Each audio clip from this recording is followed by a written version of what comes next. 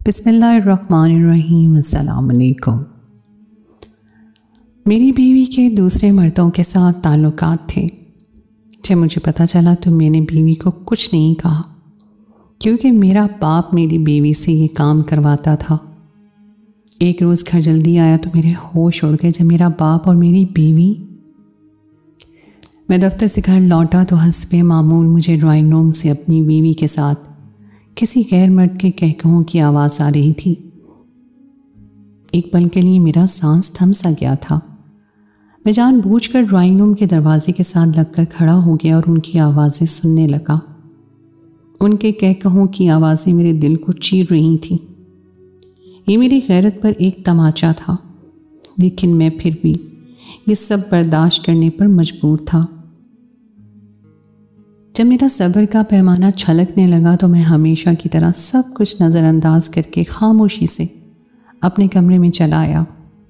ملازمہ میرے لیے کھانے کی ٹرے لے آئی تھی۔ میں دوپہر کا کھانا کھانے کے لیے گھر لوٹ کر آیا تھا، لیکن ہر روز ہی گھر کا ماحول ایسا ہوتا تھا اور میری بیوی کی ہنسی کی آوازیں میرے کانوں میں گونجنے لگتی تھیں۔ 2-4 لقمے دل مار کر میں نے حلق سے اتارے، لیکن اس سے زیادہ مجھ سے بالکل بھی نہیں کھایا گیا۔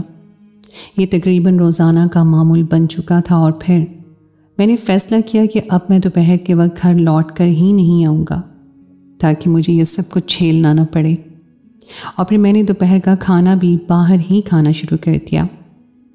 میں جانتا تھا کہ اس سے میرے گھر کا ماحول نہیں بدلے گا، لیکن کم سے کم مجھے وہ اذیت تو نہیں اٹھانی پڑے گی جو میں گھر جا کر اٹھایا کرتا تھا۔ میں نے اس کبوتر کی طرح آنکھیں بند کر لی جو بلی کو دیکھ کر خطرے محسوس کرتے ہی اپنی آنکھیں بند کر لیتا ہے۔ میری اور سمن کی شادی کو 8 مہینے ہونے والے تھے اور یہ 8 مہینے میں نے اسی طرح اذیت میں گزارے تھے۔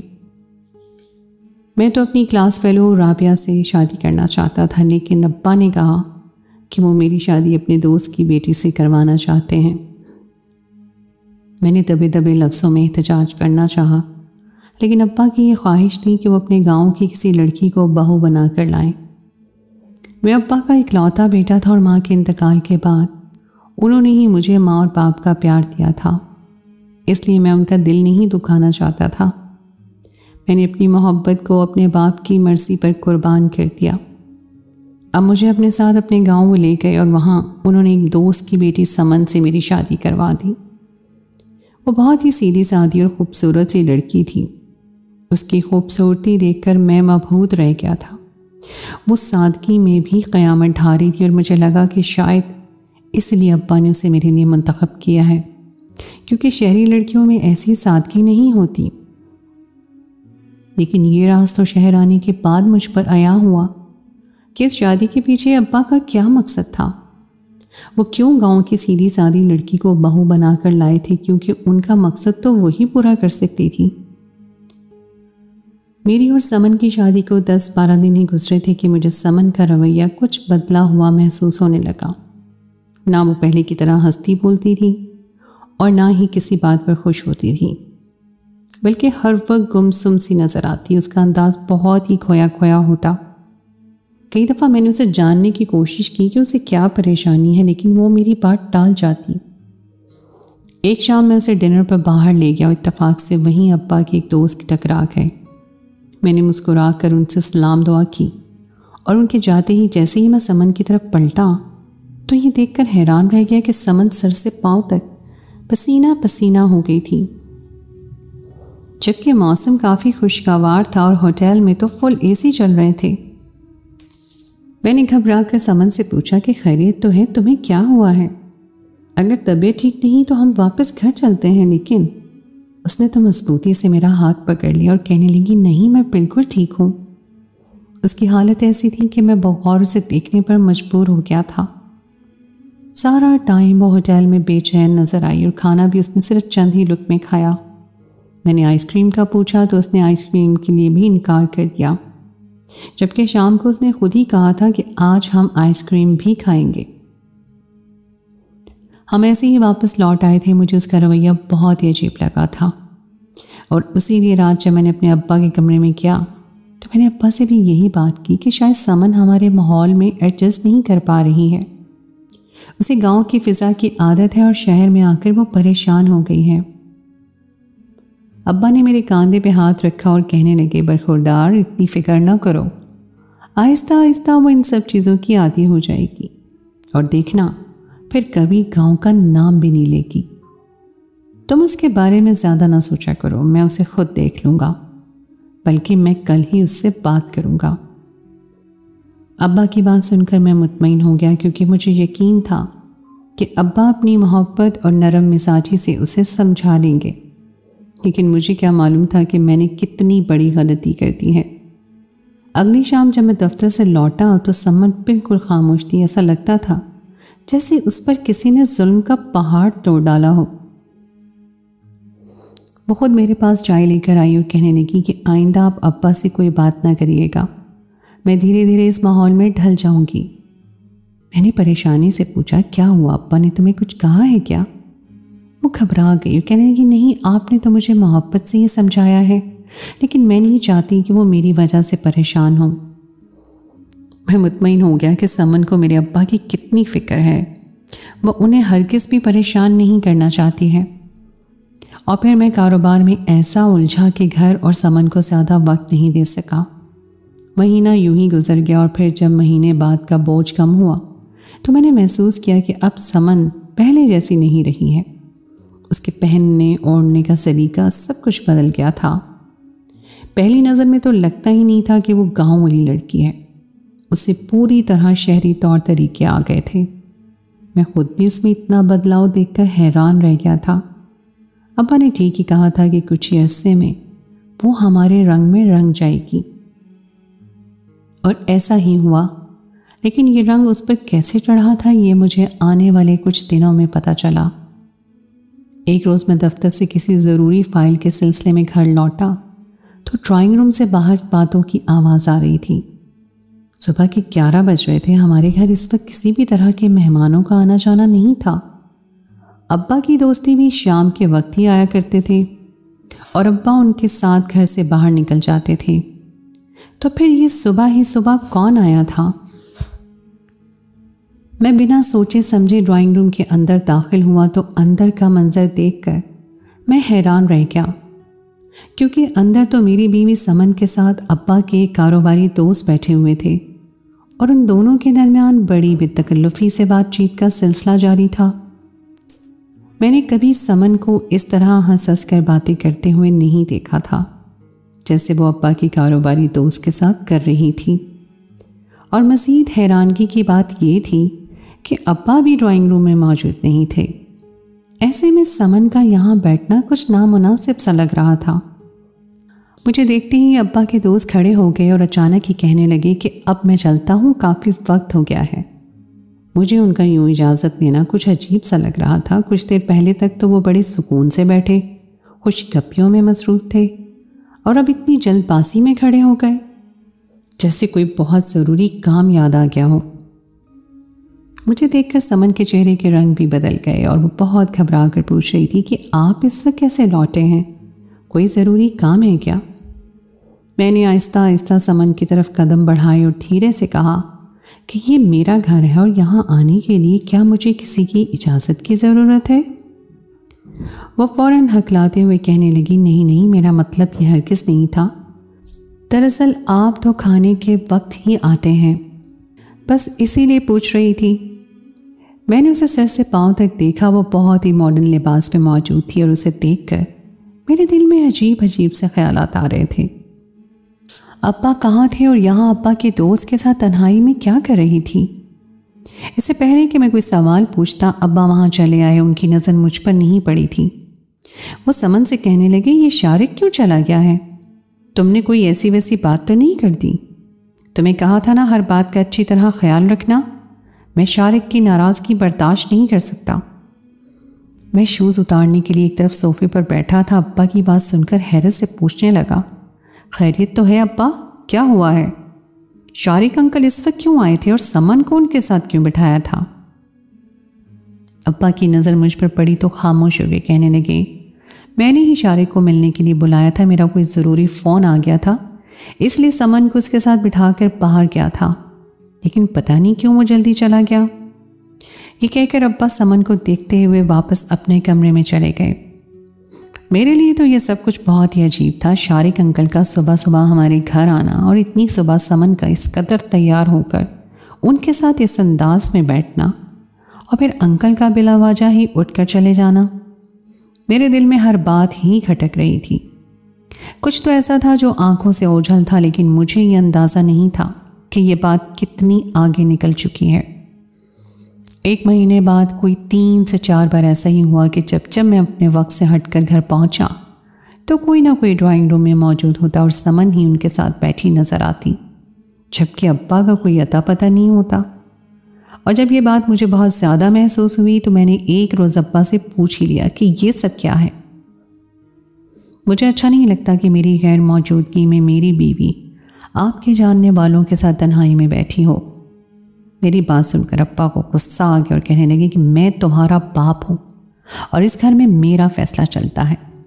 میں نے پال پوس کر تمہیں اتنا بڑا کر دیا اور آج تم میرے ہی آگے کھڑے ہو گئے ہو۔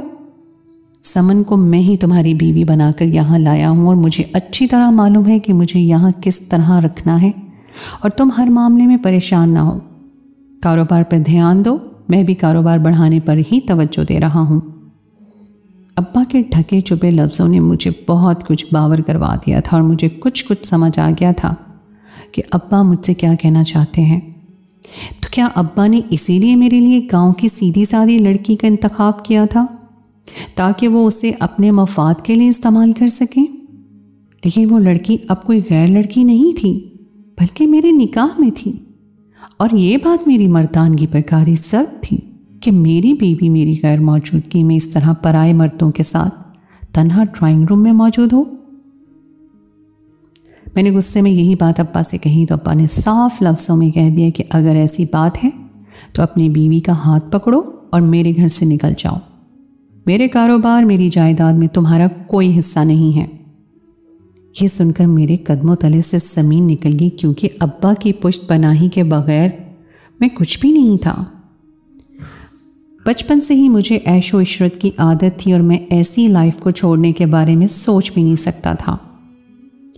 مجھے خاموش دیکھ کر ابا مسکرائے اور میرے کندھے پہ ہاتھ رکھ کر کہنے لگے، بیٹا یہ سب میں تمہارے مستقبل کے لیے ہی کر رہا ہوں۔ کچھ ہی وقت میں ہم کہاں سے کہاں پہنچ جائیں گے اور پھر ہم سمن کو واپس اس کے گاؤں چھوڑ کر آئیں گے، اور تمہارے لیے کسی اچھی خوبصورت لڑکی کو میں منتخب کر لوں گا، چاہو تو تم اپنی مرضی سے شادی کر لینا۔ یہ کہہ کر ابا تو اپنے کمرے میں چلے گئے، لیکن میں اپنی جگہ کھڑا رہ گیا۔ سمن کے ساتھ گزارے ان 3 مہینوں میں مجھے اس سے محبت ہو گئی تھی۔ میں کبھی سمن کو چھوڑنے کے بارے میں سوچ بھی نہیں سکتا تھا، لیکن جو کچھ ابا باور کروا رہے تھے اور جو کچھ وہ اس سے کروا رہے تھے وہ بھی تو میرے لیے ناقابل برداشت تھا۔ میں سوچ بھی نہیں سکتا تھا کہ میرے ابا ایسا بھی کچھ کر سکتے ہیں۔ سمن بھی اب پہلے سے پوری طرح بدل گئی تھی۔ اس کا اٹھنا بیٹھنا تو شہری لوگوں جیسا ہو گیا تھا، لیکن اس کی آنکھیں خاموش تھیں۔ وہ ہر وقت چپ چاپ اپنے آپ میں مگن ہوتی اور میں خاموشی سے اسے تکتا رہتا۔ میں نے اس بات کا احساس نہیں ہونے دیا تھا کہ میں ساری حقیقت جانتا ہوں۔ میں اس کے اور اپنے رشتے کا بھرم رکھنا چاہتا تھا، اور وہ بھی پوری طرح خاموش تھی۔ دن گزرتے گئے اور آہستہ آہستہ سب کچھ مجھ پر عیاں ہوتا چلا گیا۔ ابا اسے پوری طرح استعمال کر رہے تھے، اور پتہ نہیں وہ کیوں ان کے ہاتھوں کا کھلونا بن گئی تھی۔ ایسی کیا مجبوری تھی کہ اس نے ابا کو کبھی انکار نہیں کیا تھا، اور نہ ہی مجھ سے کبھی کھل کر ابا کی کوئی شکایت کی تھی، بلکہ وہ تو ان کے ہاتھوں کی کٹ پتلی بنی ہوئی تھی۔ کبھی کبھی میرا دل چاہتا کہ میں سمن کو لے کر یہاں سے کہیں دور چلا جاؤں، لیکن پھر آگے کی مشکلات کا سوچ کر خاموش ہو جاتا۔ آئے روز ڈرائنگ روم سے کہکہوں کی آوازیں آتی اور سمن کی ایسی آوازیں میرے دل کو چیرے لگاتے۔ میں اپنے آپ میں شرمندہ سا رہنے لگا تھا، کیونکہ میں اپنی بیوی کو نہیں بچا پایا تھا۔ وہ بیچاری تو مجھ سے شادی کر کے بری طرح پھنس چکی تھی۔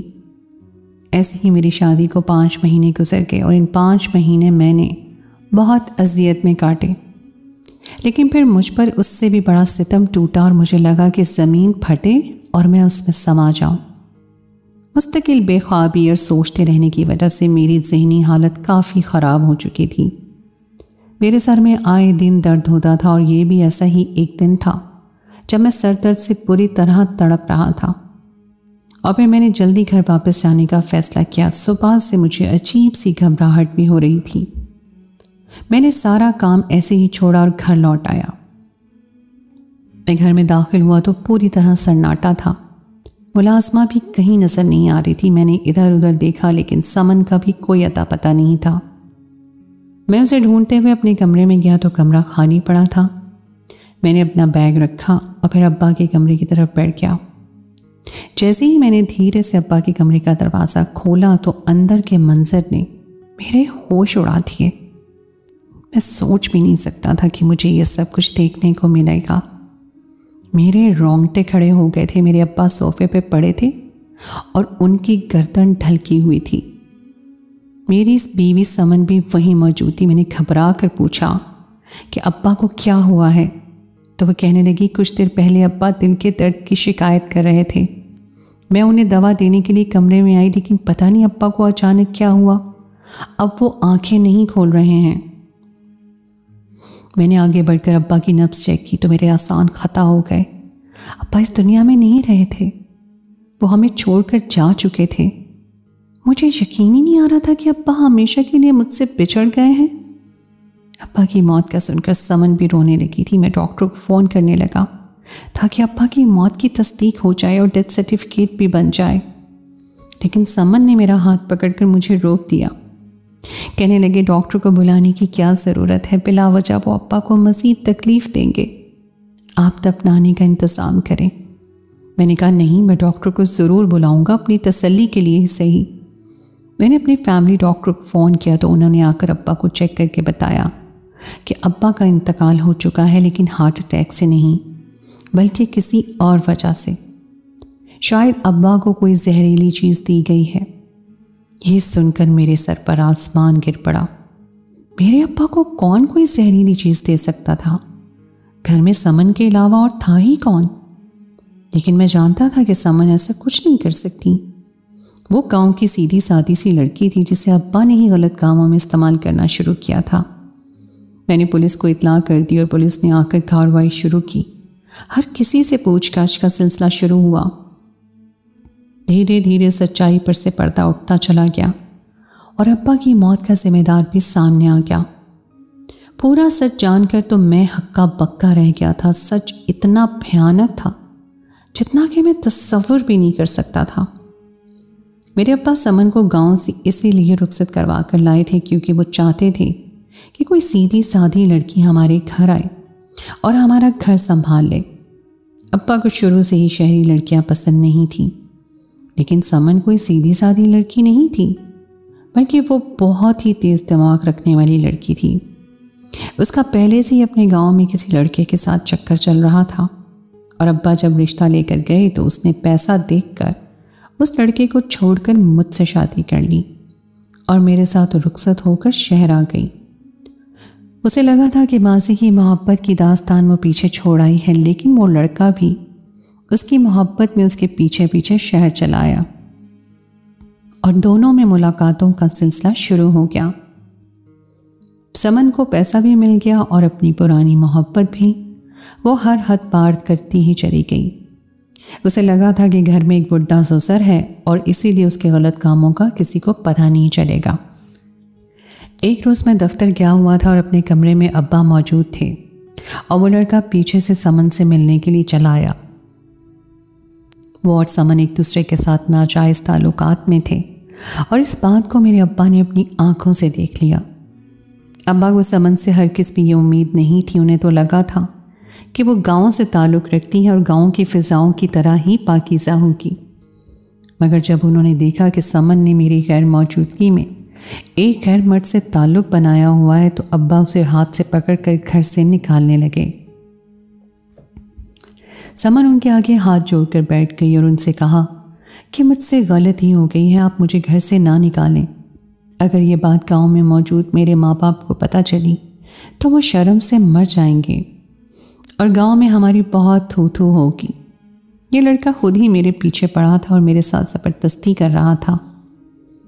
ابا کسی صورت سمن کو معاف نہیں کرنا چاہتے تھے، اس لیے انہوں نے کہا کہ ٹھیک ہے، میں تمہیں تمہارے گاؤں نہیں بھیجتا اور نہ ہی یہ بات میں اپنے بیٹے کو بتاؤں گا، لیکن بدلے میں تمہیں بھی کاروبار کو آگے بڑھانے میں میری مدد کرنی ہوگی۔ ابا جان گئے تھے کہ وہ ایک بد کردار لڑکی ہے اور ابا اسی بات کو اپنے مفاد میں استعمال کرنا چاہتے تھے۔ سمن نہ چاہتے ہوئے بھی اس بات کے لیے راضی ہوگی کیونکہ وہ کسی بھی طرح اتنے پیسے اور جائیداد سے ہاتھ نہیں دھونا چاہتی تھی، اور پھر وہ اپنی مرضی سے ابا کے کاروباری دوستوں کے ساتھ بیٹھ کر ان کی دل جوئی کرنے لگی۔ ابا خود کمرے میں چلے جاتے اور سمن ڈرائنگ روم میں ان غیر مردوں کے ساتھ غلط کام کرتی تاکہ وہ کاروبار کو تیزی سے ترقی دے سکے اور سمن پیسوں میں کھیل سکے۔ مگر اس نے اپنے پرانے عشق کو اب بھی نہیں چھوڑا تھا اور وہ اب بھی چھپ چھپ کر اپنے پرانے عاشق کے ساتھ ملاقات کرتی تھی اور میں اسے ہی مظلوم سمجھا بیٹھا تھا۔ سب کچھ اسی روش پر چل رہا تھا، لیکن پھر سمن نے میرے اور ابا کے درمیان ہونے والی بات سن لی کہ جیسے ہی ابا کا مقصد پورا ہوگا وہ سمن کو واپس گاؤں بھیج دیں گے اور میری شادی میری مرضی کی لڑکی سے کروا دیں گے۔ اور اسی روز سمن نے یہ فیصلہ کیا کہ وہ ابا سے چھٹکارا حاصل کر لے گی تاکہ اس کا سچ بھی نہ کھلے اور ابا سے اس کی جان بھی چھوٹ جائے۔ میں تو ویسے ہی کاروبار میں مصروف رہتا تھا، اس لیے ابا کے مرتے ہی اسے ہر طرح کی آزادی مل جاتی، اور یہی سوچ کر اس نے اپنے عاشق کی مدد سے ایک زہریلی دوا منگوائی اور ابا کو شربت میں ڈال کر محبت سے پلا دی۔ ابا کو ہرگز بھی اندازہ نہیں تھا کہ وہ جس کو بھولی بھالی سمجھ کر اپنے گھر لائے تھے وہ اس قدر چالاک تھی کہ ان کی موت کا سبب بن گئی تھی۔ میرے ابا مجھے چھوڑ کر چلے گئے تھے اور سمن کی ساری حقیقت پولیس والوں نے کھوج ڈالی تھی اور پھر اسے اور اس کے عاشق کو گرفتار کر لیا گیا اور میں اتنے بڑے گھر اور جائیداد کے ساتھ تنہا رہ گیا تھا۔ میں نے اس عیش و عشرت کی زندگی کو چھوڑنے کے لیے ایک گناہ کے کام پر خاموشی اختیار کی تھی اور مجھے اس کی سزا مل گئی تھی۔ اگر میں شروع میں ہی اپنے ابا کو روک لیتا اور سمن پر سختی کرتا، سچائی جاننے کی کوشش کرتا کہ کیوں اتنا کچھ غلط ہونے کے باوجود بھی سمن خاموش ہے، تو یہ سب نہ ہوتا۔ میں نے ہر بات کو اپنے مفاد کے لیے نظر انداز کیا تھا اور آج میں اسی بات پر پچھتا رہا تھا۔ رابعہ کی شادی کسی اور کے ساتھ ہو چکی ہے، سمن جیل میں ہے اور میں تنہائی کی اذیت کاٹ رہا ہوں۔ میں نہیں جانتا کہ اس سب میں اصل قصوروار کون ہے، لیکن سب کو ہی اپنے حصے کی سزا مل گئی ہے۔ میری آپ سب سے گزارش ہے کہ جہاں بھی جرم کی ہلکی سی آہٹ بھی محسوس ہو وہیں اپنی بلند آواز کریں اور کسی بھی گناہ کو قد پکڑنے سے پہلے ہی کچل ڈالیں۔